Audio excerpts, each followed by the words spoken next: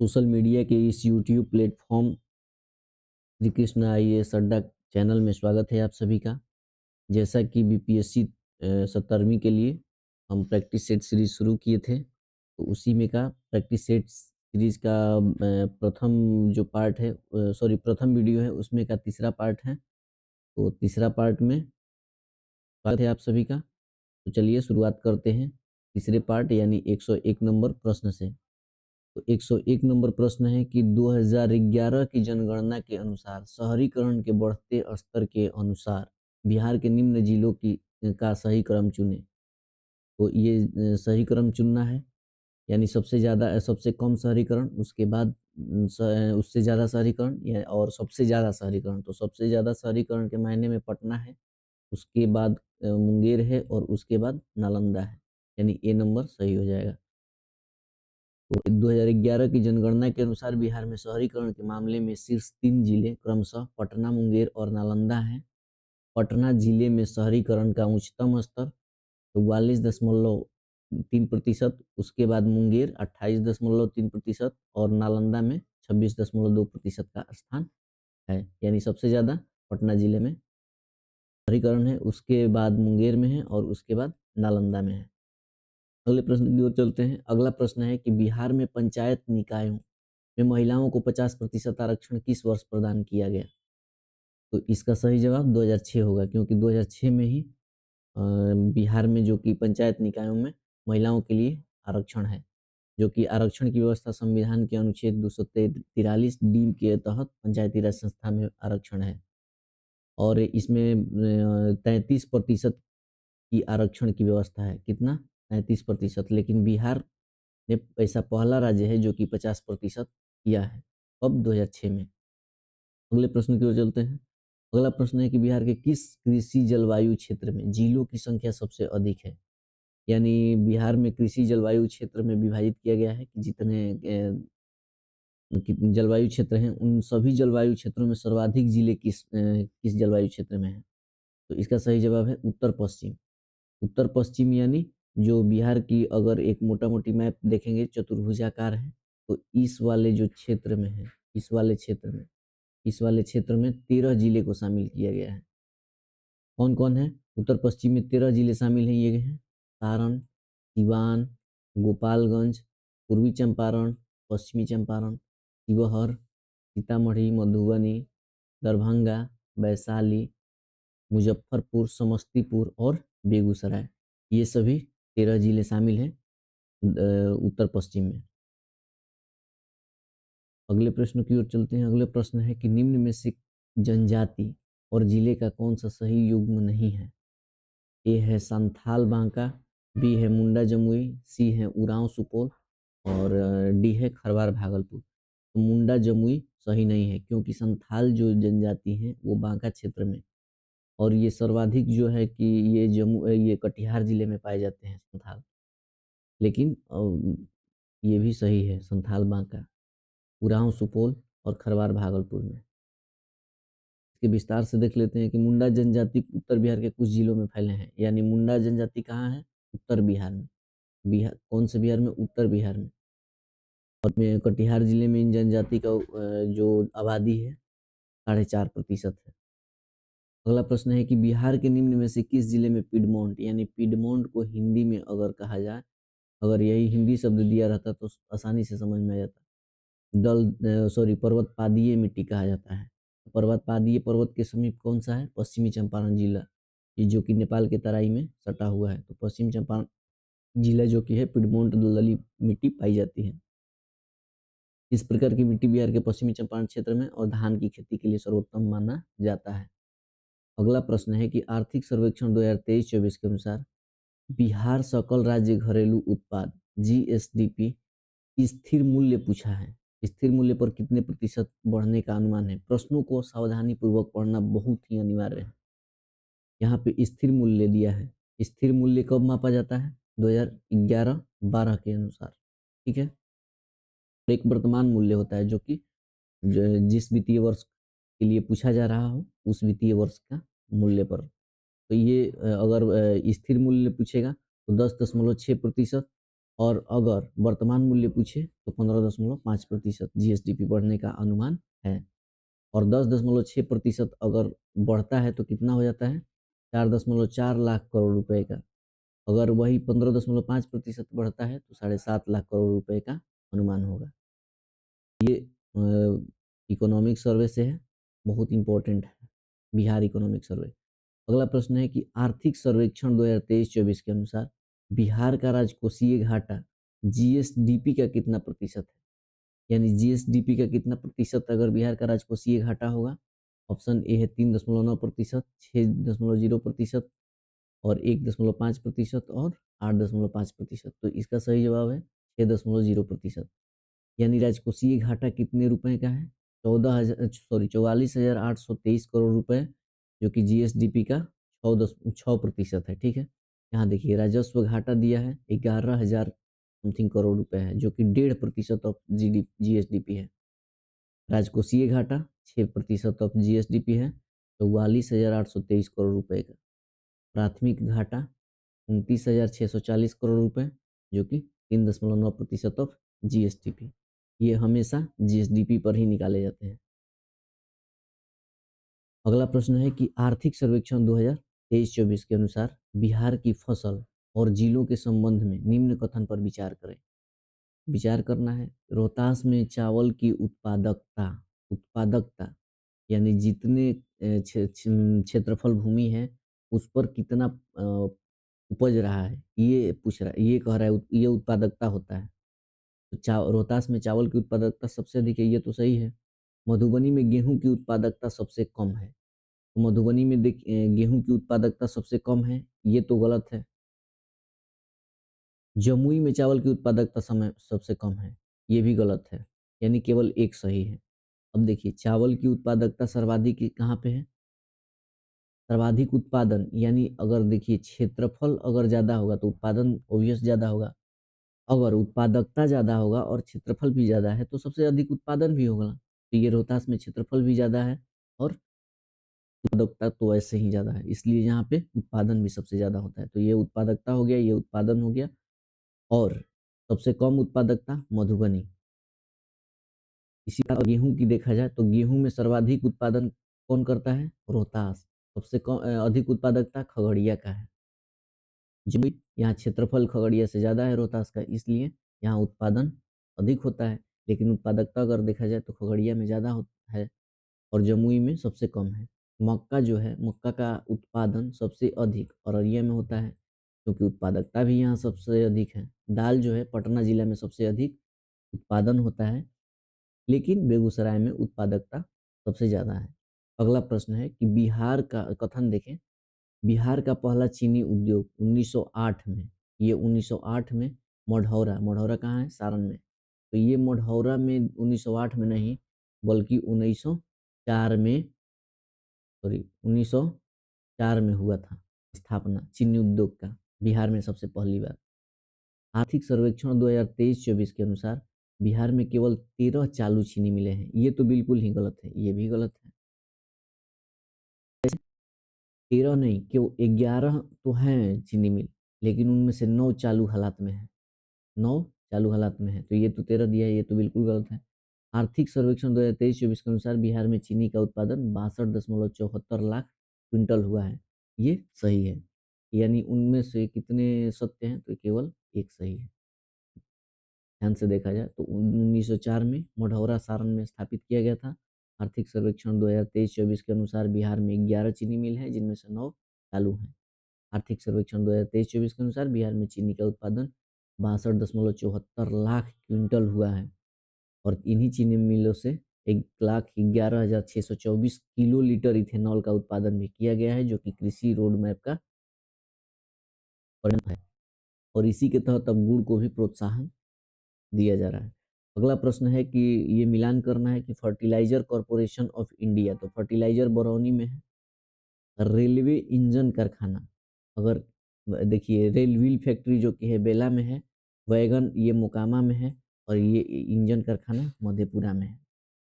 Fertiliser Barauni में है, railway engine कारखाना जो कि है मधुबनी में, सॉरी मधेपुरा में, रेल व्हील फैक्ट्री जो कि बेला सारण में और wagon engineering company limited Mokama में है। यही सब दिया हुआ है। और डीजल और इलेक्ट्रिक के लिए मढ़ौरा सारण में है, और कैरिज रिपेयर रेल वर्कशॉप के लिए हरनौत नालंदा में।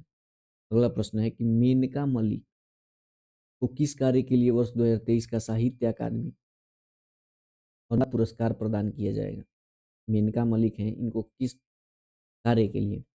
ऑप्शन ए है उपन्यास नीलकंठ लिखने के लिए, ऑप्शन बी है उपन्यास नीलकंठ का नेपाली से मैथिली में अनुवाद करने के लिए, कविता लिखने के लिए मैथिली में, और हिंदी में कहानी। तो ये आपका सही जवाब है, यानी ये उपन्यास का नेपाली से मैथिली में अनुवाद की हैं, इसीलिए इनको साहित्य अकादमी अनुवाद पुरस्कार मिला है। वैसे भी इसमें अनुवाद, अगर यहाँ पे अनुवाद लगाया है तो ये अनुवाद ही होगा।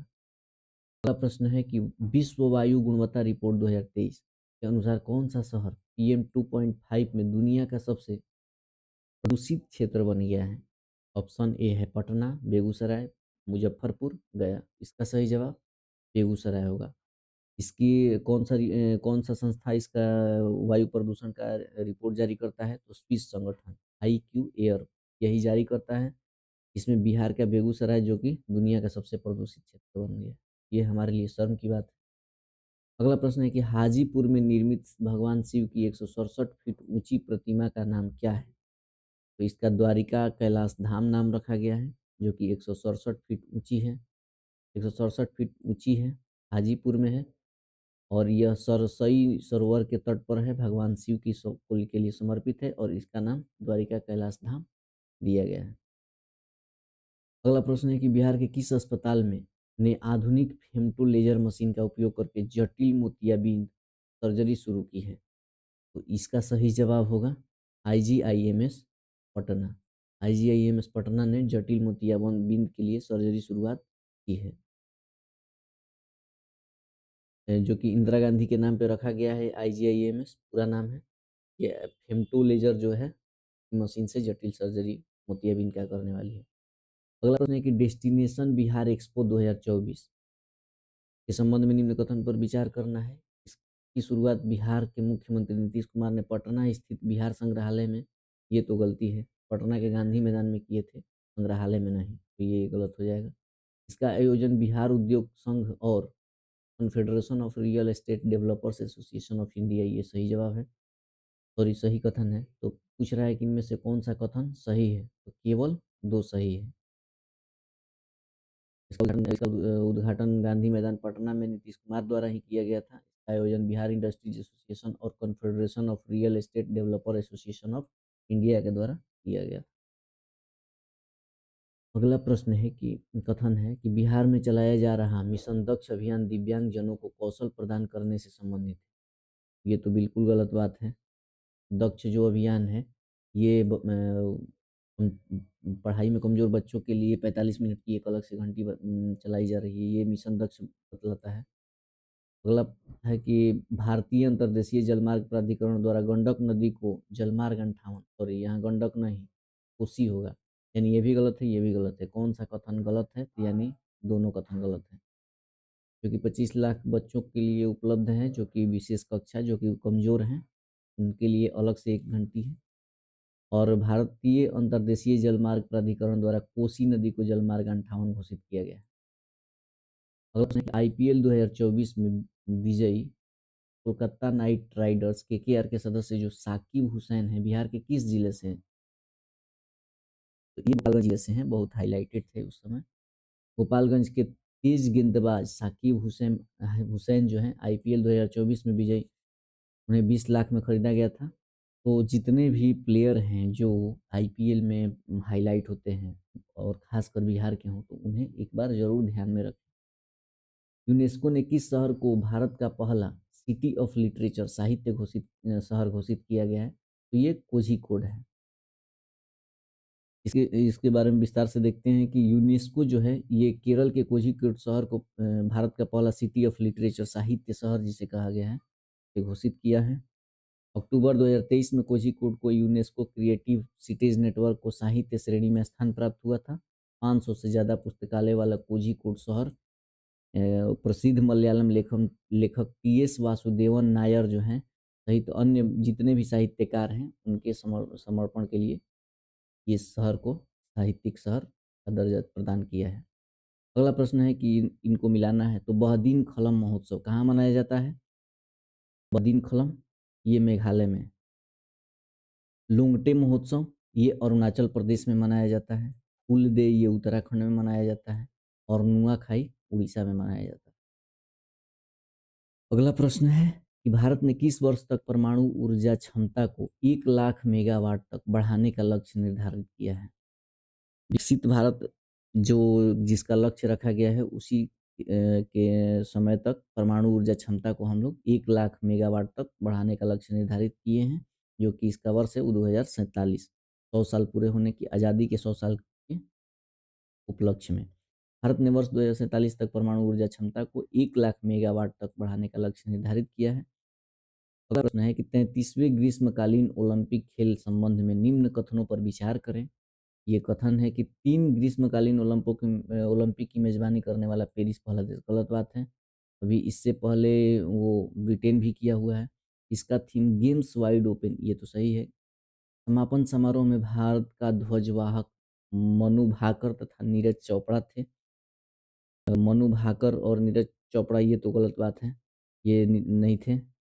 अभिनव बिंद्रा को आईओसी से प्रतिष्ठित ओलंपिक, ये भी सही है। कितने कथन सत्य हैं? तो केवल 2, केवल 1 लिखा हुआ है। अच्छा, देखते हैं विस्तार से। गेम्स वाइड्स ओपन, ये तो सही है। अभिनव बिंद्रा को आईओसी से प्रतिष्ठित ओलंपिक ऑर्डर पुरस्कार प्राप्त हुआ है। चौथा नंबर भी सही है।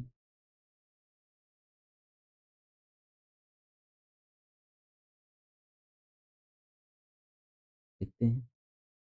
26 जुलाई से 11 अगस्त 2024 तक के मध्य पेरिस, फ्रांस में 33वें ग्रीष्मकालीन ओलंपिक के खेलों का आयोजन किया गया। इसमें हैंडबॉल, फुटबॉल और रग्बी 24 जुलाई से ही शुरू हो गए थे। पेरिस 3 ग्रीष्मकालीन ओलंपिक 1900, 1924 और 2024 की मेजबानी करने वाला दूसरा बना है, पहला नहीं। इससे पहले लंदन, जो कि बन गया है 1908, 1948 और 2012 में। थीम था कि लेट्स मूव एंड सेलिब्रेट है। आदर्श वाक्य है कि गेम्स वाइड ओपन। तो यहाँ पे थीम पूछा है क्या? इसका थीम गेम वाइड ओपन, तो थीम उल्टा लिखा हुआ है, सॉरी। यहाँ पे थीम होगा लेट्स मूव एंड सेलिब्रेट। आदर्श वाक्य है कि गेम्स वाइड ओपन, उसको वहाँ पे गलत है। उद्घाटन समारोह में ध्वजवाहक जो थे पीवी सिंधु और शरद कमल थे। समापन समारोह में मनु भाकर तो थे, लेकिन नीरज चोपड़ा न होकर प्रिया श्रीजेश थे। अभिनव बिंद्रा जो थे पेरिस ओलंपिक 2024 में रिले में भारत की तरफ से मशाल वाहक रहे। उन्हें आईओसी से प्रतिष्ठित ओलंपिक ऑर्डर पुरस्कार भी मिला। अगला प्रश्न है कि 18वें लोकसभा चुनाव के साथ निम्न में से किन राज्यों में चुनाव संपन्न हुए? ये राज्य दिए हुए हैं, तो इसमें आंध्र प्रदेश है, उड़ीसा है और अरुणाचल प्रदेश है और सिक्किम है। इन सभी राज्यों में चुनाव हैं, जो कि विधानसभा की ये सीटें दी गई हैं। कौन कौन सी पार्टी बहुमत में आई है, ये दिया गया है। बहुमत हो या सबसे बड़ी पार्टी हो। सर्वेक्षण 2023-24 के अनुसार भारत में विद्युत उत्पादन के स्रोत को उत्पादन क्षमता के आधार पर बढ़ते क्रम में व्यवस्थित करना है।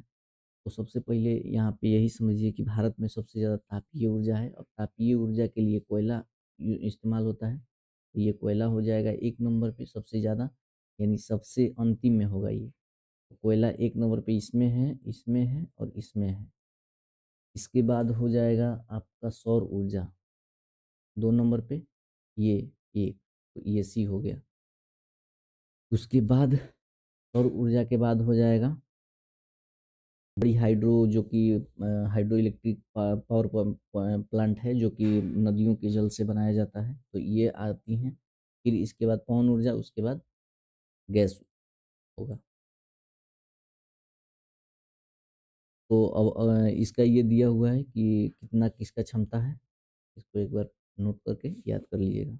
अगला प्रश्न है कि पीएम जनमन योजना के संबंध में निम्न कथनों पर विचार करें। इसका उद्देश्य विशेष रूप से कमजोर जनजातीय समूह पीवीजीटी टीजी जो है सामाजिक आर्थिक स्थितियों में सुधार करना है। इसे 15 नवंबर 2023 को प्रारंभ किया गया था। यह योजना 9 मंत्रालयों से संबंधित है। देखिए 9 मंत्रालय हैं, ये भी सही है।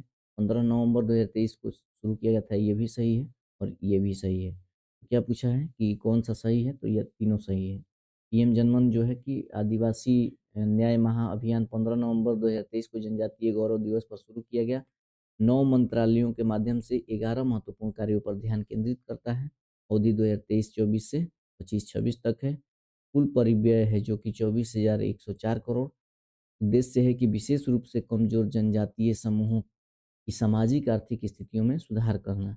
योजना ये है कि पक्के मकान का प्रावधान है, पाइप से जलापूर्ति है, संपर्क सड़कें बनाई जाएंगी, दवा के साथ मोबाइल मेडिकल इकाइयाँ होंगी, यहाँ मोबाइल से संबंधित है, मोबाइल से अर्थ है यानी चलंत जो कि चलती हुई वो वैन वाली है। छात्रावासों का निर्माण, व्यावसायिक शिक्षा एवं कौशल को बढ़ावा देना, 0.3 किलोवाट और सौर ऊर्जा जो कि है प्रणाली का प्रावधान, मोबाइल टावर की स्थापना, और ये मोबाइल जो हम यूज करते हैं मोबाइल फ़ोन इसकी बात कर रहा है, उसके टावर की स्थापना और बहुउद्देशीय केंद्रों की निर्माण है। अगला प्रश्न है कि ये लक्ष्य निर्धारित किए गए हैं, इसको बताना है। तो भारत को टीबी मुक्त 2025 तक रखा गया है। 500 गीगावाट जो कि सौर ऊर्जा का प्राप्त करने का लक्ष्य है, ये 2047 तक रखा गया है, सॉरी 2030 तक रखा गया है। तो चंद्रयान 4 लॉन्च करने का ये रखा गया है 2028 तक, चंद्रयान 4 जो है। और बड़ी हाइड्रोकार्बन जो कि 80% तक सीमित करने का लक्ष्य रखा गया है, ये रखा गया है 2047 तक। ये दिया गया है यहाँ पे 2025 तक 500 गीगावाट सौर ऊर्जा प्राप्त 2030 तक, और चंद्रयान 4 लॉन्च करने का लक्ष्य 2028 तक, और हाइड्रोकार्बन के लिए 2047 तक। प्रश्न है कि मैत्री सैन्य अभ्यास के 13वें संस्करण के संबंध में निम्न कथनों पर विचार करें। मैत्री सैन्य अभ्यास, मैत्री सैन्य अभ्यास, तो यह भारत और बांग्लादेश के बीच थल सेना का अभ्यास है, ये तो गलत है क्योंकि थल बांग्लादेश के बीच में नहीं, थाईलैंड के बीच में होता है। इसका आयोजन भारत में किया गया, ये भी गलत है। टाक प्रांत है जो कि वहाँ पे किया गया। 13वें संस्करण मैत्री का जो कि जुलाई 2024 में भारत और थाईलैंड के बीच में थल सेना, और आयोजन टाक प्रांत थाईलैंड के बीच में। खजूरी गुड़ को जीआई टैग प्रदान किया गया। खजूरी गुड़ का संबंध किस राज्य से? ये है उड़ीसा से। कुछ जीआई टैग यहाँ पे उड़ीसा का है। खजूरी गुड़, ढेकनाल मगजी, लांजिया सावरा पेंटिंग, सिमलीपाल काई चटनी, कांती मुंडी बैगन जो है जनवरी 2024 में प्रदान किया गया है। अगर है कि एक देश के पहले स्वदेशी हरित हाइड्रोजन ईंधन सेल अंतर्देशीय जल मार्ग पोत का शुभारंभ कहाँ किया गया है? ये तमिलनाडु में किया गया है। हरित हाइड्रोजन ईंधन सेल से अंतर्देशीय जलमार्ग पोत का ये कहाँ किया गया? तमिलनाडु के थूथुकुड़ी में। हरित नौका पहल के तहत देश के पहले स्वदेशी हरित हाइड्रोजन ईंधन सेल अंतर्देशीय जलमार्ग पोत का शुभारंभ किया गया। बीओ चिदम्बर नार बंदरगाह देश का पहला ग्रीन हाइड्रोजन हब बंदरगाह है। संपूर्णता अभियान कार्यक्रम की शुरुआत निम्न में से किनके द्वारा शुरू की गई है? ऑप्शन ए है आयुष मंत्रालय, कृषि मंत्रालय, महिला एवं बाल विकास मंत्रालय, नीति आयोग। तो संपूर्णता अभियान नीति आयोग जो कि नीति आयोग ने शुरू किया है, जो कि 4 जुलाई से 30 सितंबर 2024 तक यह 3 महीने का अभियान है। और 112 आकांक्षी जिले और 500 आकांक्षी ब्लॉकों में 12 प्रमुख सामाजिक क्षेत्र संकेतकों का प्राप्त करने और इस पर ध्यान केंद्रित करना, यानी कुल मिला के संपूर्ण अभियान यानी संपूर्ण विकास के लिए समर्पित है। तो प्रश्न है कि मुख्यमंत्री माझी लड़की बहन योजना का संबंध किस राज्य से संबंधित है? इसका सही जवाब महाराष्ट्र होगा। चुनावी समय चल रहा है तो इसी में ये घोषणा शुरू किया गया है। तो मुख्यमंत्री माझी लड़की बहन योजना महाराष्ट्र सरकार द्वारा शुरू किया गया है। 21 से 60 वर्ष की आयु की महिलाओं को प्रति माह 1500 की वित्तीय राशि सहायता दी जाएगी। ठीक है। अगला प्रश्न है कि मझगांव डाक लिमिटेड जो है केंद्रीय रक्षा मंत्रालय के अंतर्गत नौसैनिक शिपयार्ड लिमिटेड है। ये भी एकदम सही है, ये केंद्रीय रक्षा मंत्रालय का अधीन आता है और यह एकमात्र पनडुब्बी का निर्माण करने वाला, ये भी सही है। ये 250वीं वर्षगांठ मना रहा है, उसी पर 250 रुपये का स्मारक सिक्का जारी किया है। यह रक्षा मंत्रालय के अधीन आता है और यह नौसैनिक शिपयार्ड निर्माता है और यह एक एकमात्र जहाज निर्माण यार्ड है जो कि भारतीय नौसेना के लिए पनडुब्बी का निर्माण करता है। अगला प्रश्न है कि हाल ही में किस राज्य सरकार द्वारा सैनिटरी पैड के लिए खातों में नगद सहायता राशि भेजने वाला पहला राज्य बन गया है। तो मध्य प्रदेश, पंजाब, झारखंड, बिहार, तो ये है मध्य प्रदेश। यहाँ पर छात्राओं को सैनिटरी पैड के लिए 7वीं से 12वीं कक्षा की छात्रा को 1 वर्ष के लिए 300 रुपये दिए जाएंगे, सैनिटरी पैड। अगला प्रश्न है कि संयुक्त राष्ट्र जनसंख्या कोष UNFPA द्वारा हाल ही में विश्व जनसंख्या स्थिति 2024 रिपोर्ट पेश किया गया है। इस आधार पर निम्न कथन पर विचार करें। भारत 144.17 करोड़ की आबादी के साथ वैश्विक स्तर पर सर्वाधिक आबादी वाला देश है, एकदम सही है। भारत की कुल जनसंख्या का लगभग 34%, यहाँ 34 नहीं 24%, 0.0 से 14 आयु वर्ग में, ये गलत है। क्या अगला अगला देखते हैं। इस रिपोर्ट में भारत की जनसंख्या 77 वर्ष में दोगुनी होने का अनुमान व्यक्त किया है, ये भी सही है। तो 1 और 3 इसमें सही है।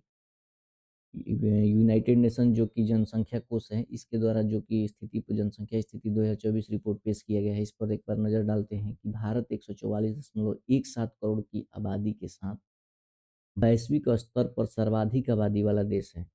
भारत की कुल जनसंख्या का लगभग 24% 0 से 14 वर्ष की आयु में शामिल हैं। इस रिपोर्ट में भारत की जनसंख्या जो कि 77 वर्ष में दोगुनी, वही बात है।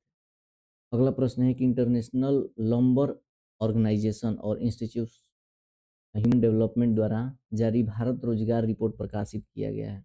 बताएं कि कौन सा इसमें सही है। सही पूछा है तो सही पे ध्यान देंगे। 2022 में बेरोजगारी आबादी में बेरोजगार युवाओं की हिस्सेदारी 70.9% है, बिल्कुल गलत है। 70.9% नौ, ये 70.9% नहीं है, बल्कि 76 से ज़्यादा ही है, 82 के करीब है। शिक्षित बेरोजगार युवाओं में महिला 76.7%, पुरुष, ये सही है। महिला 76.7% है और पुरुष 62.2% है, और कुल 82% के करीब है। सॉरी, 82.9% है। ठीक है। आगे देखते हैं कि बिहार के गांधी नीतीश कुमार पुस्तक के लेखक कौन है। ये है विजय चौधरी, सॉरी ये गलत है, अशोक चौधरी और शांभवी चौधरी। ये दोनों एक बेटी हैं, ये शांभवी चौधरी अशोक चौधरी की बेटी हैं, दोनों ने पत्र को लिखा है। और इसका लोकार्पण जो कि है राज्यपाल श्री राजेंद्र विश्वनाथ आर्लेकर द्वारा किया गया है। अगला प्रश्न है कि अंतर्राष्ट्रीय जैव विविधता दिवस की थीम क्या है। तो इसका थीम है be the part of plan. अंतर्राष्ट्रीय जैव विविधता दिवस 22 मई को मनाया जाता है। इसका थीम है कि be the part of plan. विश्व मौसम विज्ञान दिवस का 23 मार्च को मनाया जाता है। इसका थीम है be the front line of climate action. अंतर्राष्ट्रीय वन दिवस 21 मार्च को मनाया जाता है, जिसका थीम है फॉरेस्ट एंड इनोवेशन। विश्व पर्यावरण दिवस मनाया जाता है 5 जून को, लैंड जो है restoration and desertification and drought resilience. अगला प्रश्न है कि कृत्रिम बुद्धिमत्ता AI तैयारी सूचकांक 2024 के संदर्भ में निम्न कथन पर विचार करें। इसे विश्व आर्थिक मंच द्वारा जारी किया जाता है।